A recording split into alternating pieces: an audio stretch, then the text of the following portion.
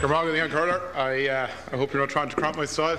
No. I do want to start by wishing everybody a happy International Women's Day. I hope it's a productive day with some good outcomes. Taoiseach, this morning it's reported that AIB, the government-owned bank, are planning to announce some 2,500 redundancies today. The fact is actually reported on Bloomberg TV. That is where the majority of workers heard that news this morning. Can you confirm, as the dominant shareholder in the bank, that number, and can you outline when an announcement will be made?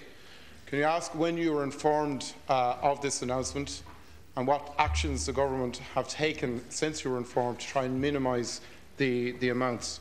When you put that figure, along with 750 redundancies in Bank of Ireland, 950 in Aviva, 950 in Ulster Bank, those losses have completely obliterated all of the gains achieved by the IDA already this year and all of the gains that you were highlighting in the quarterly household survey yesterday. So it is clear that we have a crisis in our financial sector. And finally, you might ask what plans the government have in place through. Could the deputies opposite maybe listen to Minister Rabbitte when he talks about political frivolities in the context of 2,500 redundancies? Can you ask what plans are in place to address this issue? No, please. Would you please allow the speakers, thank you, Taoiseach to reply, thank you. Deputy Butterworth, did you not hear me the first time? Taoiseach. I can't call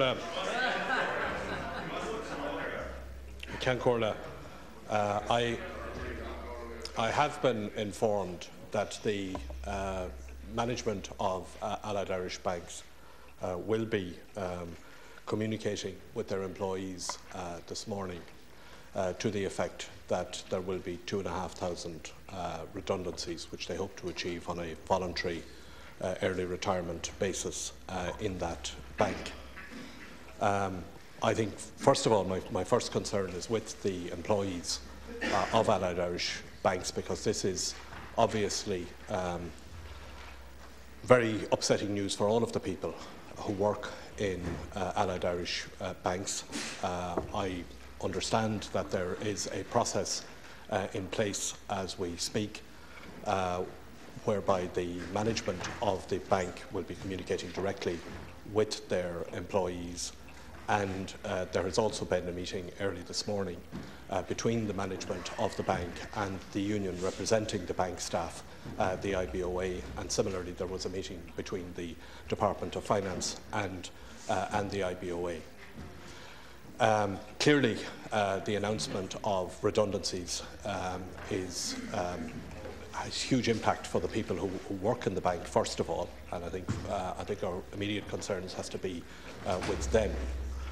But I think we also have to look, and this is where the government's priority will be focused, is on how we create new and additional jobs in the banking and financial services industry. In the government's Jobs Action Plan, which was announced some weeks ago, we have set a target of 10,000 new jobs in banking and financial services. And what we have to do and what we have to work on is attracting the investment into the banking and financial services industry in this country in order to create those jobs. I think also we have to look at the fact that there will be a large number of people with banking skills and banking experience who will be available for such employment. And as part of the revised, as you know, the government has revised its whole approach to what happens when people become redundant, the introduction of the Pathways to Work system. What we envisage happening is that work will be done on how to adapt the skills and experience of the people who are losing jobs in the banking system so that they are available and ready for new opportunities that arise in the financial services sector. So I think, in response to your question, Deputy Calleary, first of all, I think today is about the employees in AIB who are getting this bad news. But as far as the government is concerned, our priority and our focus is on what can be done to create new jobs, get new investment into the financial services sector in order to provide new employment opportunities for those who are losing their jobs in the bank over this period of time, and indeed for those who have lost jobs in other banks. Thank you. Deputy Cleary. Thank you, Tánaiste. The news has just been confirmed as you were on your feet. And AIB are actually talking that if they cannot achieve the voluntary redundancies, they will seek enforced redundancies. When were you told, when were the government actually informed of the figure? And what action did you take? I share your aspirations that these people will be taken care of, but we've had this information about a crisis in the financial industry since October. And they are skilled people. Unfortunately, they are the frontline people who have taken much of the brunt. What strategies are in place for those, or what strategies have you been working on since October? Secondly, why did these people have to hear about it on Bloomberg News? I mean, that is completely inappropriate that workers who have given their best would hear about their redundancies on Bloomberg News. Finally, will you stand over enforced redundancies? As the chief shareholder in the bank, will you stand over enforced redundancies if this has to happen? Thank you, Deputy. Well, first of all, what the government has been...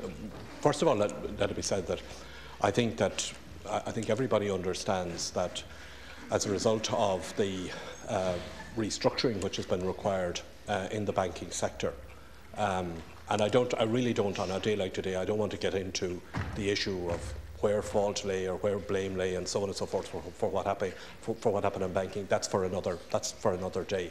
But I think everybody does understand that as a result of the restructuring which has been necessitated in the banking sector, that there was going to be reductions in the numbers of people working in the Irish banks. Since October, and you've talked about October, since October what the government has been working on is what we need to do in order to generate new employment in the banking and financial services sector. And that is why when we drew up the Jobs Action Plan, we targeted in particular the financial services industry as an area where we need to create additional and new jobs. The strategy that we're pursuing is a strategy of attracting investment into that sector in this country. That's why, for example, we have been talking so much about the necessity for stability, not just in our own economy, but also stability around the euro and around the eurozone, so that we can have new jobs created here in that sector. As far as the people who are losing their jobs are concerned, as we said when we launched the Pathways to Work initiative, the approach that this government is taking, where people lose their jobs, is that the first day that somebody is out of work is the first day on their way back into work. And that is why we will work with people who have lost and who are losing their jobs. That is why, for example, in the area of education and training, we will look at what the needs are going to be of the people who are losing their jobs, and how they can, the skills and experience that they have can be adapted to take up new job opportunities. Thank you, Tánaiste. Dr. Paddy Toby. Tánaiste, last year 76,000 people emigrated from the state. That's roughly 1,400 people a week. That's 210 people have emigrated every single day of your administration so far.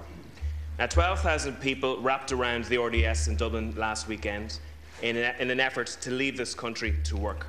And we saw thousands of people queuing from early hours in Cork yesterday morning to do the same. Now, the curse of emigration that we've seen in the 50s and 80s that has ravaged this country is back with a vengeance due to your government's policies. Kids are being pulled out of schools. Grandparents are not getting a chance to see their grandchildren. We have families fire-selling their houses currently. And the GAA generation is being deleted from communities right up and down this country. Now, this government have let go 9,000 people from the public service in the last 6 weeks. And as far as I can remember, this is the largest private sector job losses ever before to hit the country. And as has been said, other banks are back behind at the moment. Thank you. Now, the vast majority of these people feel like they are falling off a cliff currently. And if you contrast this desperately sad situation with the back-slapping fest that went on yesterday within the government, It is unbelievable to see.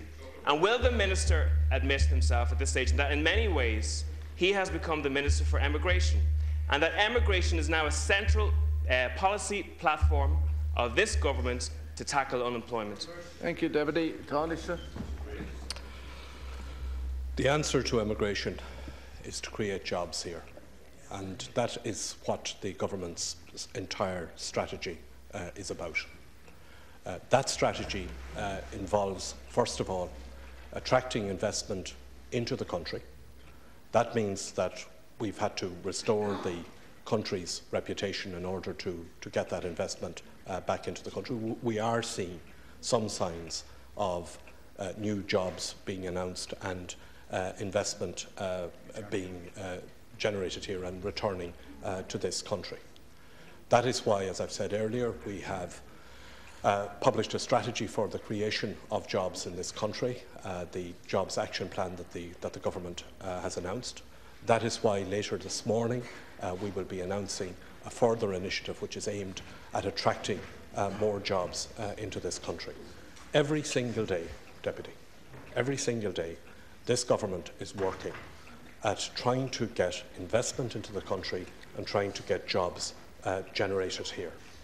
Now, there's not going to be an overnight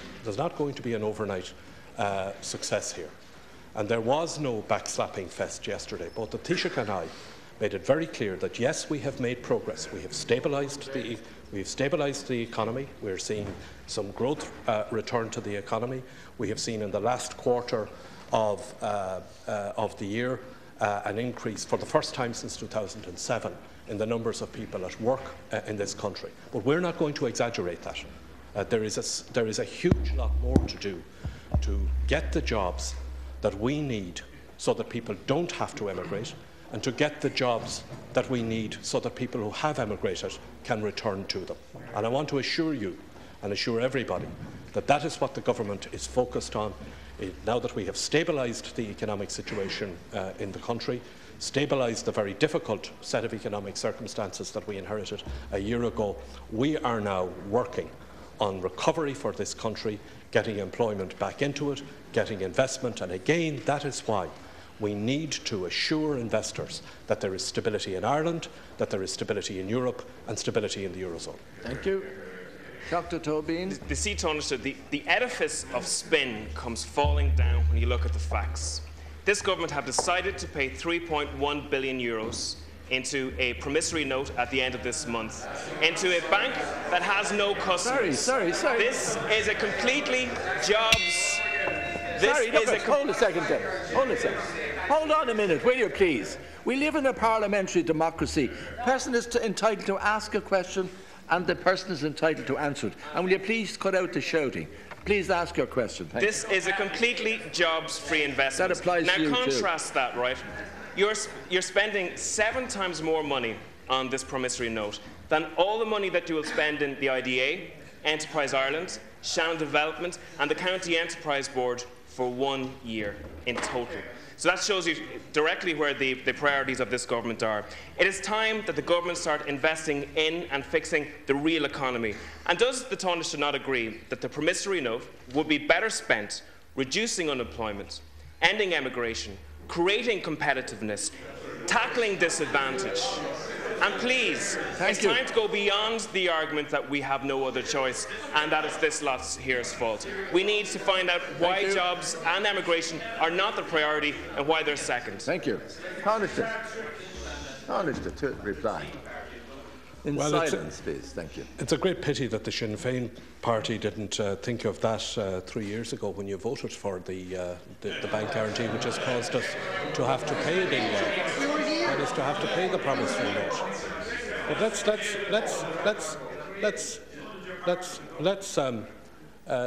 let's concentrate on what has to be done here.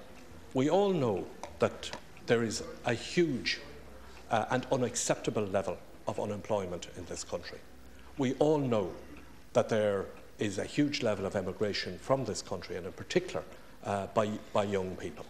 And what we have to do is we have to create the jobs here and get the investment here. Now let's look at. I don't want to exaggerate what we have done or what we are doing, But since this government was formed, this time last year, almost to the day, the country's economy has returned to growth for the first time in 4 years.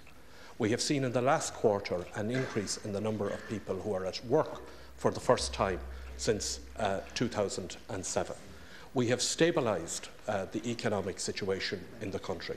What we now have to do is we have to move on from that in order to bring in the investment, to get the jobs created here.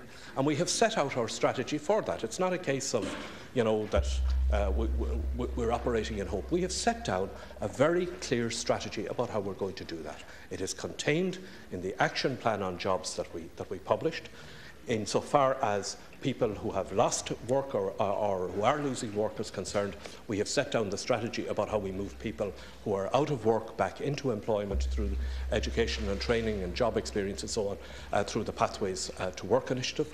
We have announced repeatedly a range of measures which are aimed at ensuring that there is funding and credit available to small and medium-sized businesses so that they can create jobs. One of the biggest difficulties that we've had in recent times in relation to attracting, and I know this because I talk with, in the course of my work as Minister for Foreign Affairs and Trade, I talk with people who are contemplating investing in this country. And one of the biggest difficulties that we've had in recent times is not uncertainty about the future of the Irish economy, but uncertainty about the future of the European economy.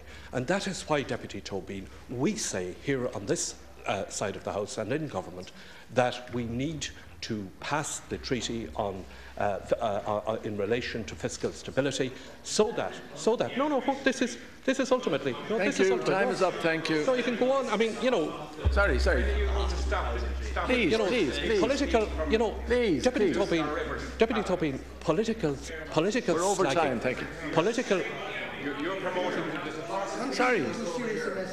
You're promoting the polluting of the rivers. Sorry. Political slagging and slogans are not going to get people back to work. What is going to get people back to work is the government pursuing the strategies that we're pursuing to grow the economy, to get investment in here, and to provide some hope for people. Deputy Finney McGrath.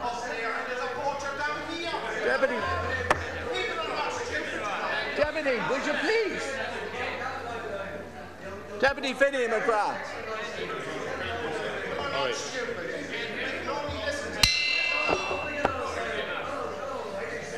Deputy Finney McGrath, can you hear me?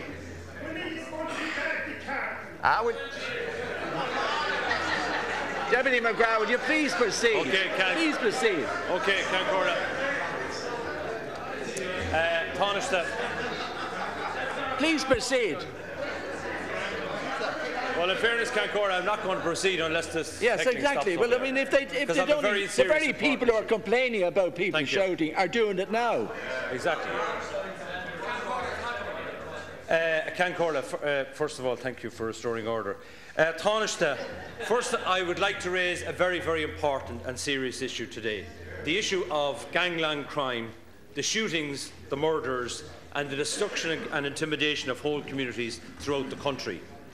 Over the last 24 hours, we've seen once again 2 men shot dead in Kildare, and in recent weeks a young woman shot in Dublin. And the spiral of violence goes on and on. There is a massive under-the-radar intimidation going on each day in our communities throughout this country. Yet we as a society and as a country just seem to move on to the next issue. 20 years ago, Taoiseach, these types of murders would have caused an outcry. So today I'd ask you, Taoiseach, why is there this great silence from the government and the policing establishment in this country? Secondly, why are disadvantaged communities left on their own to deal with this every single day and night? What are you and your government going to do to stop these gangland killings? Have we to wait for the deaths of more innocent people before we get a real response to this issue? And can I ask you, Taoiseach, as well, in relation to the supply and demand, can you speak out in relation to the huge demand in the wealthier parts of society in this country for drugs that are creating the problem in relation to this issue? And finally, Cancora, can I ask the Taoiseach, more importantly, what is your government going to do to prevent these crimes, and I stress the word prevent these crimes? And do you think closing down Garda stations is going to assist the prevention of crime? Thank you. You can smile now, Shane. Well, I agree. I agree. Thank you. I agree with Deputy McGrath that what we are seeing with the gangland killings, people being shot, people being murdered, people being intimidated in their communities, that first of all that has to be condemned and rejected by every right-thinking person in the country, and certainly that is the view of the government.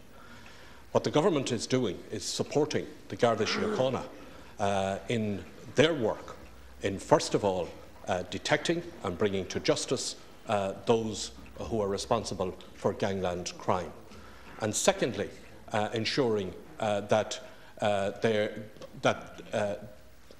people work with the Gardaí and support the Gardaí and encourage people in communities to work with the Gardaí in detecting who's responsible for these crimes, so that wherever possible they can be anticipated and prevented. No, I don't agree that the closure of Garda stations is responsible for gangland crime. In this modern society, where we need the Gardaí is out in the communities, working with people, being close with local communities, and working closely with people to ensure that they have the information that is needed, that they're able to assemble the evidence that is needed in order to charge and bring these people before the courts and to have them dealt with by the courts. But I agree with you that the shootings that we've seen that have been reported, and certainly as far as the government is concerned, it is most certainly not a case of moving on from these appalling murders when they are committed. Our priority is to support the Gardaí, and indeed we will call on others as well to provide support to the Gardaí so that they can do their job and bring these people to justice. Thank you. Just in relation to Taoiseach's remarks about, I didn't say closing down Garda stations were responsible for the gangland crime. What I was saying was you need a part of a strategy in prevention, and you need Garda stations. For example, Taoiseach, do you accept there are towns in this country with 20 or 30,000 people and they only have access to 8 Gardaí? Now, I don't accept that you can have an effective policing force for that kind of situation. So what I'm saying to you in relation to gangland crime, we need action on this issue, and we need policing action, but we also need a community response. So can I ask you 3 final questions, Taoiseach? Do you accept that part of the solution in relation to the gangland crime and the drugs issue is to deal with groups like Citywide Drugs Crisis Campaign, who have a huge experience on the drugs issue in our communities? Secondly, can I ask, how many gangland members have been arrested under the new legislation, we'll say over the last 6 months? And can I ask you to look at issues like the jailing of the former IFA leader, John Dillon, over a stupid sign on the side of the road, where you have the resources of the state used to jail a man, waste the Garda time, and we have other people at the moment going around communities, intimidating communities. I have people on the north side of Dublin who are afraid to speak out because they're under threat from gangs and the extended gangs in communities. I have young mothers coming to me who are afraid that their sons are being sucked into gangs and selling drugs and then intimidated to carry out robberies. This is what's going on in the real world, Taoiseach, and I urge action from the government, and I urge the Minister for Justice to wake up. He's asleep at the wheel and act on this issue. Thank you.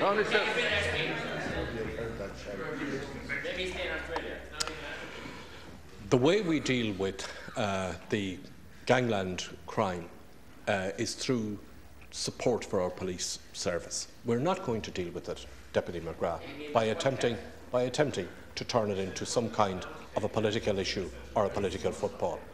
The Minister for Justice is very much on top of what is happening in relation to the committing of crime in this country. And this government, hold on.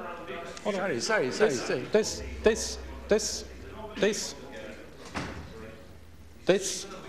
No, hold on. It's the criminals, Deputy McGrath.